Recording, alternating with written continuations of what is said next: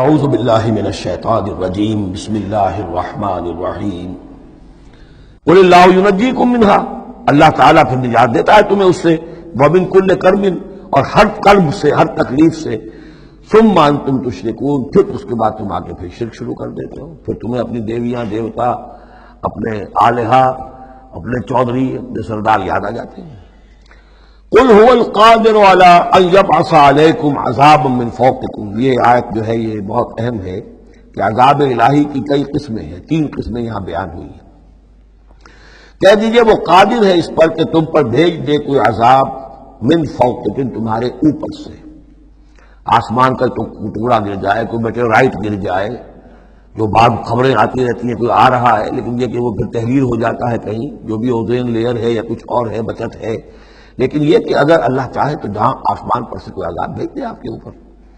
او من تحت ارجلکم، یا آپ کے قدموں کے نیچے سے، زمین پھٹ جائے، شق ہو جائے، زلزلہ آئے، زمین دھس جائے، یہ بھی ہوتا ہے، خسف ہوں گے، قیامت سے پہلے بڑے بڑے 3 خسف ہونے ہیں جن کی خبر دی گئی ہے احادیث کے اندر، بڑے بڑے ٹکڑے زمین کے دھس جائیں گے اندر۔ قل هو القادر على ان يبعث عليكم عذابا من فوقكم او من تحت ارجلكم، یہ 2 شکلیں ہو گئی، اوپر سے یا قدموں کے نیچے سے، او یلبسکم شیعا، یا تمہیں گروہوں میں تقسیم کر دے، ویذیق بعضکم بعض بعض، اور ایک کی طاقت کا مزہ دوسرے کو چکھائے۔ اب لڑو آپس میں، پرانے اور نئے سندھی لڑو آپس میں، پنجابی اور اردو بولنے والے لڑو، اب بلوچ اور پختون لڑو، مارو ایک دوسرے کو۔ اللہ تعالیٰ کو نہ آسمان کو تکلیف دینے کی ضرورت کہ اس کا کوئی ٹکڑا گرائے،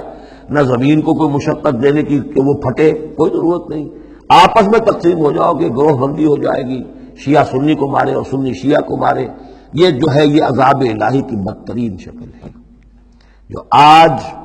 مسلمانان پاکستان پر مسلط ہے۔ وہ کبھی ایک قوم ہوتے تھے، ہندو کا جب مقابلہ تھا ایک قوم تھے، اور اب وہ قوم جو ہے قومیتوں میں، عصبیتوں میں تحلیل ہو چکی۔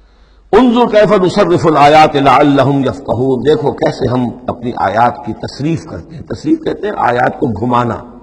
ایک ہی بات کو اسلوب بدل کر، انداز بدل کر، ترتیب بدل کر لانا، ایک پھول کا مضمون ہو تو 100 رنگ سے باندھو۔ وَكَذَّبَ بِهِ قَوْمُكَ وَهُوَ الْحَقُّ، اور اے نبی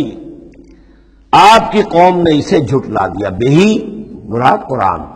یعنی میں نے عرض کیا کہ اس صورت کیا یہ عمود، حصی معجزہ کوئی نہیں دکھائیں گے، اصل معجزہ محمد کا یہ قرآن ہے صلی اللہ علیہ وسلم، اسی لیے بہی اس کی تکرار اس میں کثرت سے ملے گی۔ وَكَذَّبَ بِهِ قَوْمُكَ وَهُوَ الْحَقُّ، یہ قرآن الحق ہے، لیکن اے نبی آپ کی قوم نے اس کو جھٹلا دیا ہے۔ قُلْ لَسْتُ عَلَيْكُمْ بِوَكِيلٍ، ان سے کہہ دیجئے میں اب تمہارا ذمہ دار نہیں ہوں، اب میں نہیں کہہ سکتا کہ کب اللہ کے عذاب کا بند جو ہے وہ کھل جائے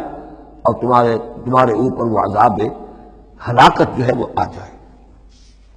لِكُلِّ نَبَوْ مُسْتَقَرٌ، كُلِّ نَبَإٍ مُسْتَقَرٌ، ہر خبر، ہر بڑی بات کے لیے وقت معین ہے، فَسَوْفَ تَعْلَمُونَ، میں نہیں کہہ سکتا، جیسے کہ سورہ انبیاء میں فرمایا وَإِنْ أَدْرِيَ قَرِيبٌ أَمْ بَعِيدٌ مَا تُوعَدُونَ، میں یہ نہیں جانتا کہ جس کی تمہیں دھمکی دی جا رہی ہے وہ قریب آ چکا یا دور ہے،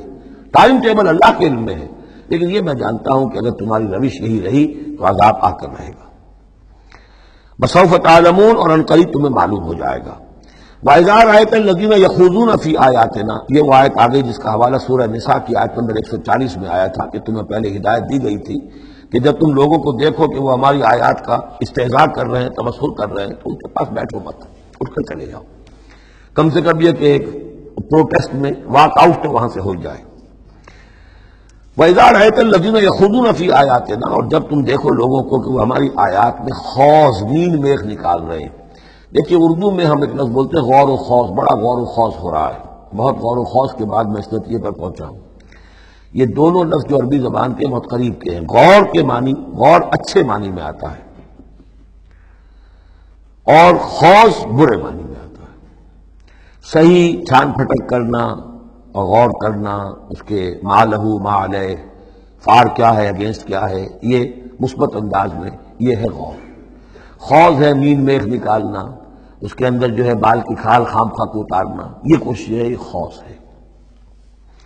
وَإِذَا رَأَيْتَ الَّذِينَ يَخُوضُونَ فِي آيَاتِنَا، جبکہ وہ ہماری آیات میں اس طریقے کا معاملہ کر رہے ہوں،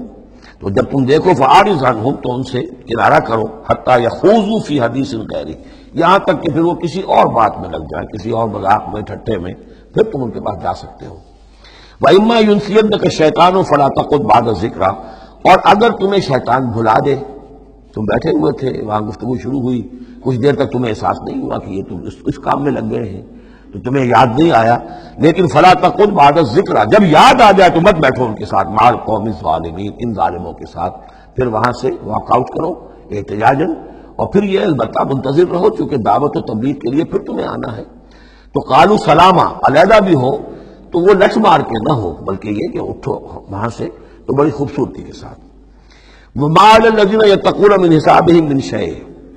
اور یقیناً جو لوگ اللہ کی تقویٰ کی روش اختیار کرتے ہیں ان پر ان کے حساب کی کوئی ذمہ داری نہیں ہے، وَلَٰكِنْ ذِكْرَىٰ لَعَلَّهُمْ يَتَّقُونَ، لیکن یہ یاد دہانی ہے تاکہ وہ تقویٰ اختیار کریں۔ صدق اللہ العظیم۔